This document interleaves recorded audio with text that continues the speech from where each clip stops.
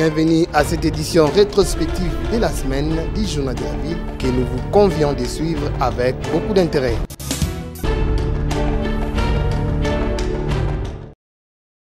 Comme annoncé, le bureau de la Commission électorale nationale indépendante a échangé ce lundi 13 novembre avec les candidats à l'élection présidentielle du 20 décembre 2023. Prenant la parole, le président de la centrale électorale, Denis Kadima, a rappelé l'assistance, les réalisations de cette institution d'appui à la démocratie concernant le processus électoral en cours.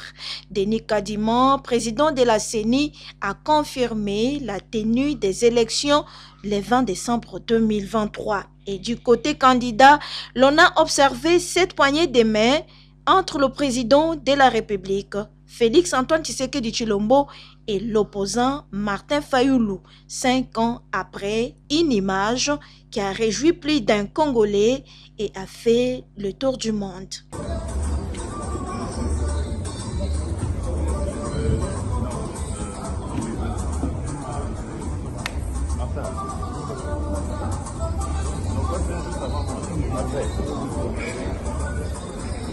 Juste après avoir suivi l'ordre de la Commission électorale nationale indépendante et quelques questions posées par les candidats, le candidat Félix Antoine Tshisekedi Tshilombo a demandé la parole en premier en s'excusant auprès de la CENI car le travail l'attendait.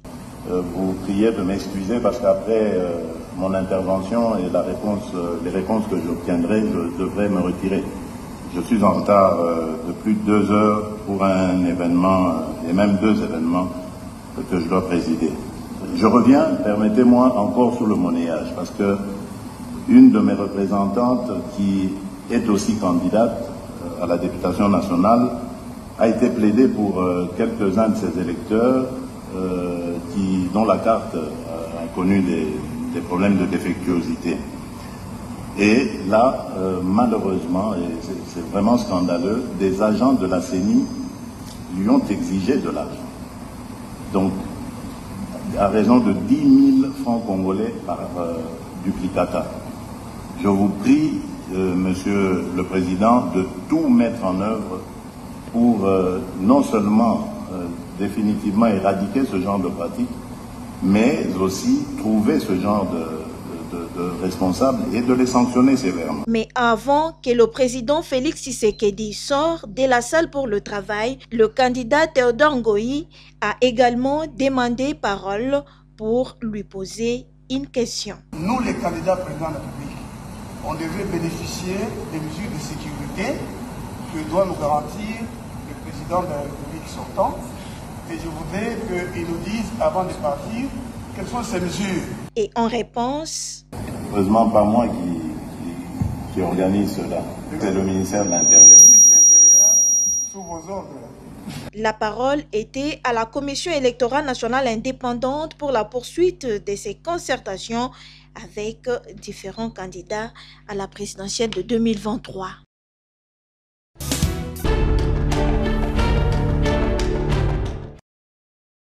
Le chef de l'État, Félix Antoine Tshisekedi Tshilombo, a prononcé son discours sur l'état de la nation devant les 2 chambres du Parlement réunies en congrès ce mardi 14 novembre 2023, un dernier discours pour le mandat 2018.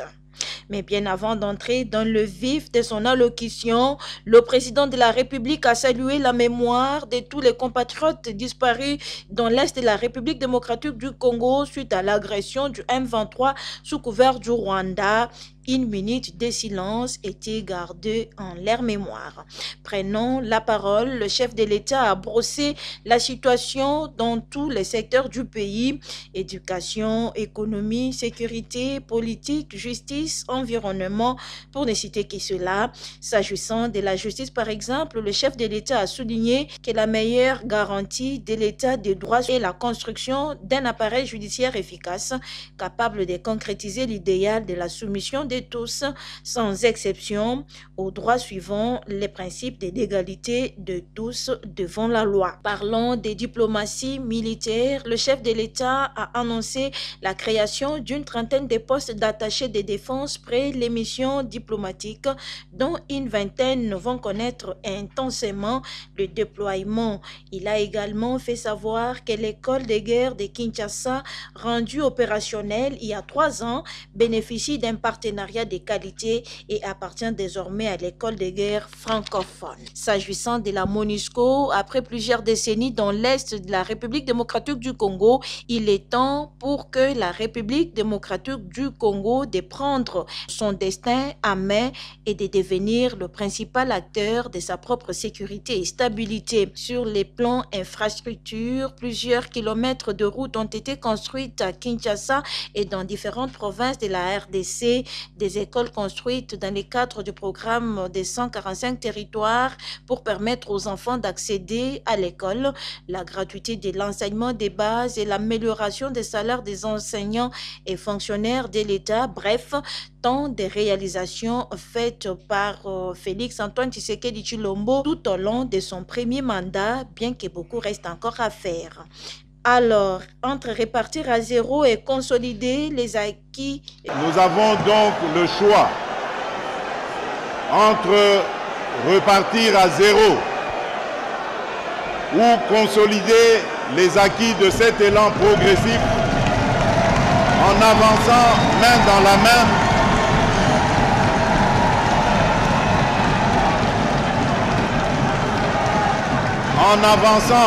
dans la main avec une vision claire et un but commun vers un avenir où chaque Congolais aura la possibilité de prospérer. Que vive la République démocratique du Congo, que Dieu bénisse la République démocratique du Congo et son peuple. Je vous remercie.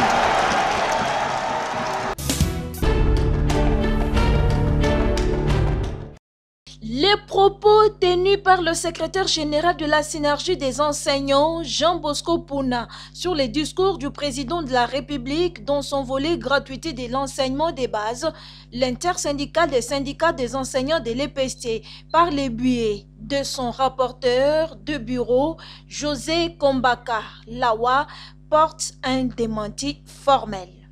Les prouesses relayées par son excellence Monsieur le Président de la République au cours de son allocution devant le Congrès, ces prouesses sont fondées. Et je suis en train ici de vous faire passer les chiffres, pas en l'air, parce qu'il faut passer par des chiffres. Mais lorsque Jean Bosco parle dans le gouvernement bien prévu en termes de budget, mais je vous donne maintenant le budget. Vous savez, l'EPSP a développé des stratégies géniales qui n'ont jamais eu lieu au sein de nos sous-sols depuis l'indépendance. Le gouvernement consent tant soit peu de sacrifices énormes. Donc, nous, en tant que syndicalistes, nous pouvons utiliser le langage des politiciens. Ça, notre ami peut aller, le champ est vaste au niveau politique. Parlant de l'échec de la gratuité, Jean Bosco Puna devrait avoir un soubassement pour justifier ses allégations, poursuit José Kombaka. Je me demande si ce monsieur n'est plus syndicaliste ou politicien, parce que en tant que leader, vous devez vous focaliser sur des données chiffrées.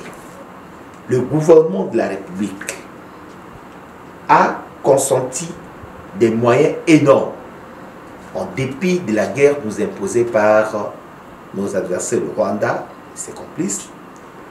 Je peux vous donner en chiffres ici une approche comparative depuis l'accession de notre pays à l'indépendance. Jusqu'à 2018, l'enveloppe mensuelle de l'enseignant était de 70 milliards 154 millions 552 544. Mais avec l'avènement de son excellence, Monsieur le Président de la République, chef de l'État, le budget mensuel, l'enveloppe mensuelle de l'enseignant de la RDC est passé de 70 milliards à 236 milliards 794 millions 285 695 francs congolais le mois. Les réalisations du gouvernement congolais dans l'éducation sont énormes. Nous devons les reconnaître, souligne le rapporteur de l'intersyndicale de l'EPST.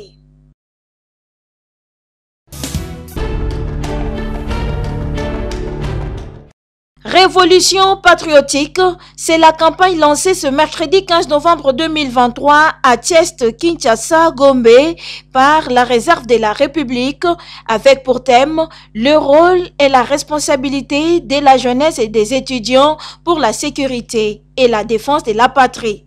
C'est le ministre de la Jeunesse et Initiation à la Nouvelle Citoyenneté, le docteur Yves Boukoulou, qui a procédé au lancement de cette campagne en présence de plusieurs membres du gouvernement, des étudiants, des jeunes et des invités des marques. Je tiens vraiment à féliciter également les organisateurs pour cette initiative qui est très louable parce que nous avons vraiment besoin d'une révolution. La révolution, ce n'est pas seulement prendre des armes et renverser un pouvoir ou quoi que ce soit. La première révolution, c'est d'abord dans nos mentalités. Nous devons faire la révolution des mentalités pour qu'aucun Congolais ne soit complice contre son pays. Prenons la parole à son tour, le coordonnateur national de la réserve de la République et vice-président du Conseil national de la jeunesse, Nathanaël Atibou Katameya, éveille l'esprit des jeunes Congolais et les invite à s'approprier cette campagne qui va de l'intérêt de tous. Aujourd'hui, notre pays est agressé par les Rwandais, nos mamans sont violées, nos ressources premières sont volées. Aujourd'hui, nous avons pris la résolution de lancer cette campagne, enfin de susciter les jeunes l'esprit patriotique, enfin de soutenir nos forces armées et nos forces de la défense et sécurité. La question de la sécurité est une affaire de tous, poursuit le coordonnateur de la réserve de la République. Nous voulons que chaque Congolais, chaque jeune soit un agent de défense, un agent de sécurité, des renseignements. Nous voulons qu'il y ait une mobilisation générale. Parce que la question de la sécurité n'est pas seulement pour le président de la République ni pour le gouvernement, mais c'est une question qui doit interpeller tous les Congolais. Profitant de l'occasion, la jeunesse congolaise a honoré les membres du gouvernement qui se sont distingués dans leur travail. Il s'agit de la conseillère du chef de l'État en matière des jeunes, Chantal Molop, le vice-ministre de la Défense, Sami Atoubangu, et Yves Boukoulou, le ministre de la Jeunesse et Initiation à la Nouvelle Citoyenneté, qui, à la même occasion, réitèrent leur engagement à soutenir et accompagner les jeunes de la réussite de cette campagne, ainsi pour la réserve de la République.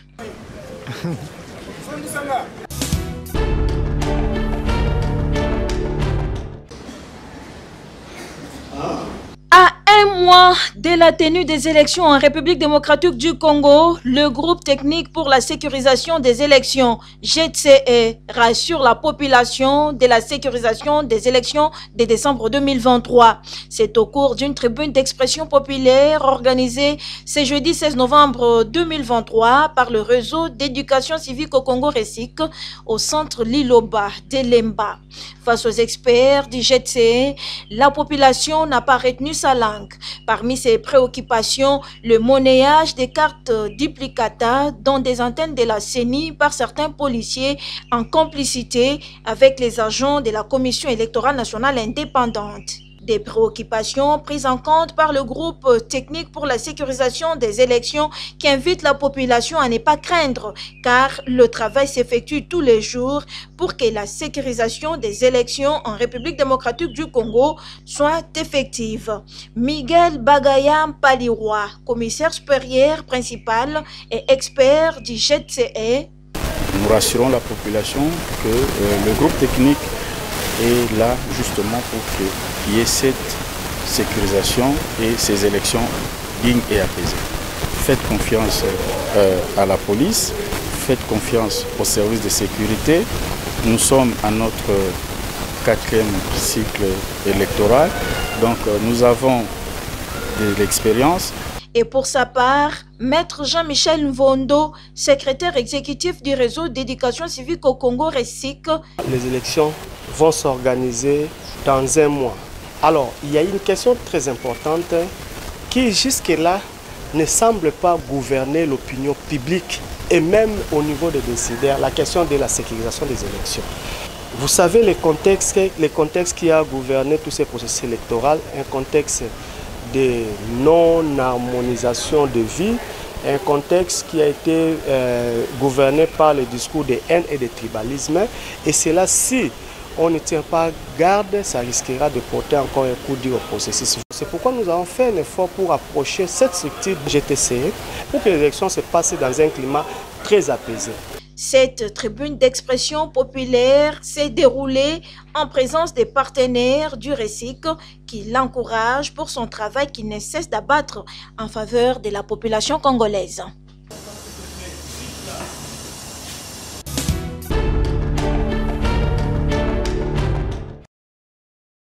Ainsi, je déclare ouvert les travaux de l'atelier sur l'évolution de la recherche géologique et minière en République démocratique du Congo.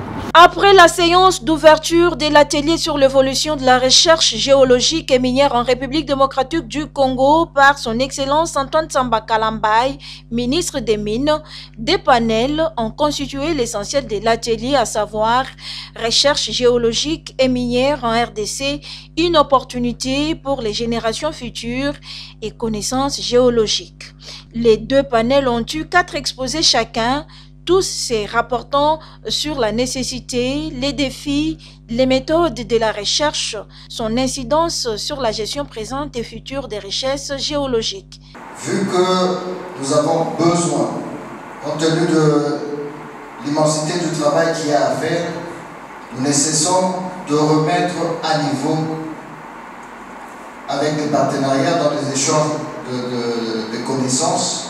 Il y a toujours des formations. Je ne sais pas.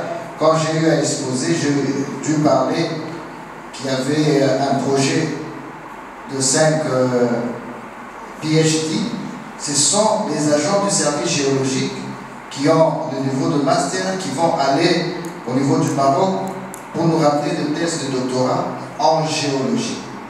Et ils vont contribuer à ce que nous puissions arriver à nos aspirations avec leurs compétences et les connaissances qu'ils vont devoir acquérir de l'autre côté. Et pendant que nous sommes en train de parler, il y a le directeur technique qui est aussi en France en train de faire une formation à l'école de mines de France. Et l'année prochaine, il sera de retour avec nous. Donc, côté compétences sur le plan de ressources humaines, vous pouvez être assuré que nous sommes très bien équipés. Les exposés de 2 panels ont donné lieu à des échanges sous forme de questions-réponses et à des contributions des experts. Après conclusion des débats, le secrétaire général aux Mines a, en nom de Madame la ministre, procédé à la clôture de l'atelier qui a réuni pour une réflexion approfondie toutes les sommités dans le domaine des recherches géologiques.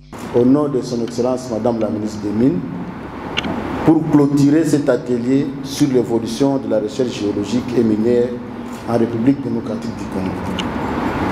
Chers participants, au cours de cette journée, vous avez eu l'opportunité d'échanger sur le niveau de connaissance de notre sous-sol, les défis à relever et les perspectives d'avenir en vue de la valorisation du secteur minier de notre pays. Je tiens à exprimer ma gratitude à travers tous les participants pour leur engagement et leur contribution précieuse à cet atelier. Vos présentations, discussions et interactions ont enrichi nos perspectives et ont sans nul doute renforcé notre compréhension sur les enjeux actuels et futurs dans la mise en œuvre de la politique de recherche géologique et minière. Aussi, certains acteurs dans le secteur de la recherche se sont exprimés en ces termes. Je pense que c'est pour nous une opportunité à pouvoir saisir parce que le gouvernement et le chef de l'État sont en plein dedans à pouvoir doter de la République démocratique du Congo de nouveaux gisements. Cela ne peut se faire que par la recherche. Parce que à partir du moment où le chef de l'État a eu annoncé cela dans son discours à la nation, il a évoqué que l'on ne sait pas continuer à brader nos mines si on ne connaît pas la quantité exacte. C'est pourquoi le projet qui a été créé, le plan stratégique, qui va de l'exploration jusqu'à la certification des gisements. Donc, dans les jours à venir, vous n'aurez, avant d'accéder à votre permis, nous aurons déjà ajouté une valeur. Et là, vous aurez maintenant accès à des différents permis, que ce soit le permis de recherche ou les permis d'exploitation.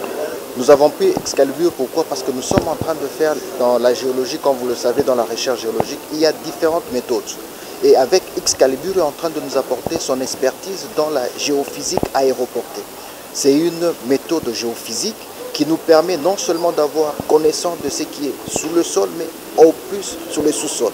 C'est un pari gagné pour nous, dans la mesure où les SAIMAP dont je gère avaient besoin de ces recherches, parce que nous sommes en train d'encadrer les artisanaux.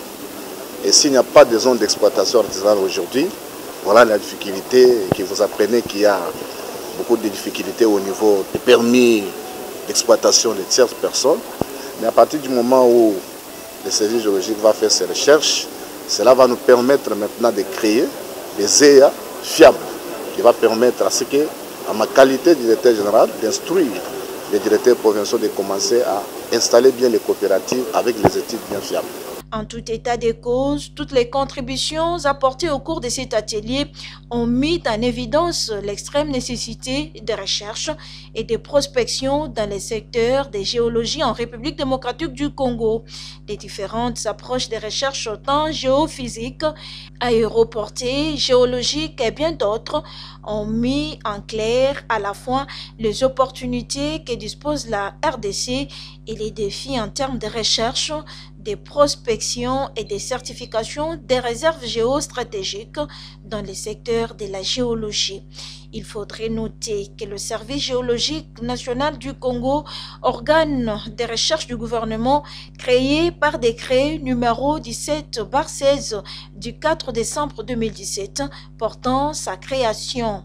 Le Service géologique national du Congo, SGNC, a deux missions principales, à savoir faire la cartographie et géologique, assistée par la télédétection, la géophysique et la géochimie, mener des investigations du sol et du sous-sol en vue de l'identification des substances minérales et des produits des carrières.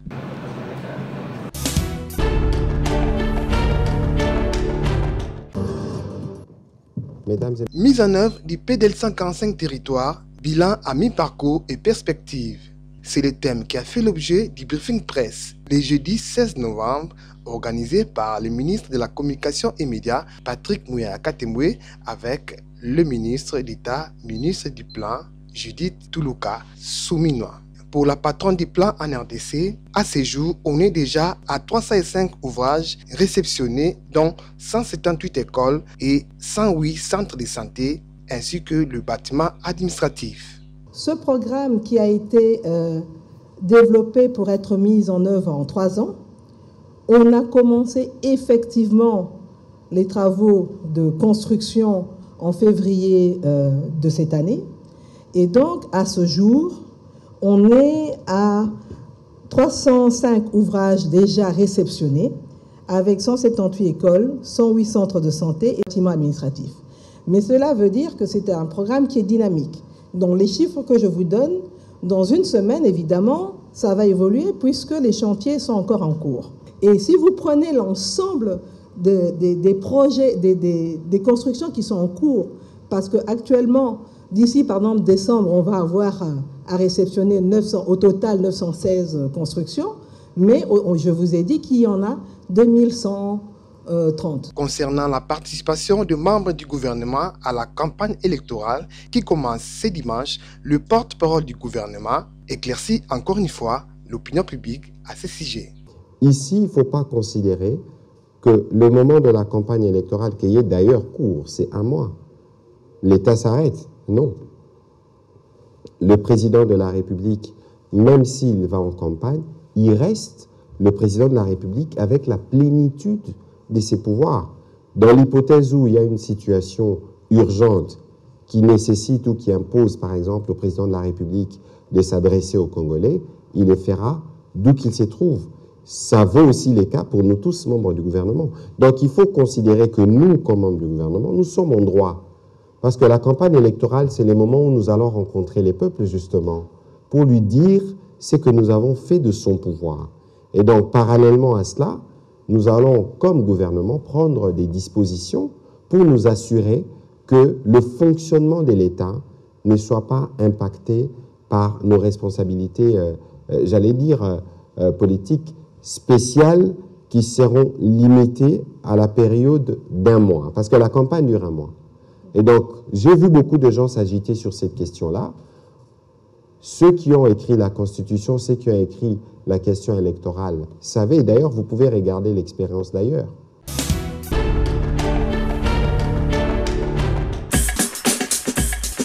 Fin de cette session d'information rétrospective de la semaine du Journal de la Ville. Merci de nous avoir suivis et déjà, nous vous disons bon début de la semaine.